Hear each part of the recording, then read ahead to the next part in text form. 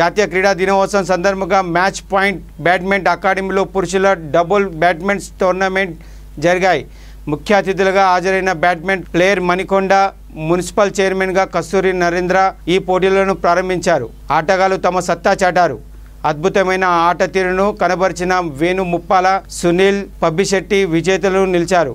రన్నరప్లుగా Govardhan, Jitesh, second రన్నరప్లుగా Chaitanya, కృషి నిలిచారు. Municipal chairman కస్తూరి నరేందర్ విజేతలను అభినందించారు. ఈ సందర్భంగా ఆయన మాట్లాడుతూ క్రీడల వల్ల దేహదారుఢ్యంతో పాటు ఆరోగ్యం ఉండగలుగుతుందన్నారు. అనంతరం H coach national player Venu Muppala మాట్లాడుతూ పిల్లలతో పాటు పెద్దవాళ్లకు కూడా కోచింగ్ ఇస్తున్నట్టు తెలిపారు. అకాలాపురం వాసులం ఈ అవకాశాన్ని పూర్తిగా వినియోగించుకోవాల్సిందిగా కోరారు.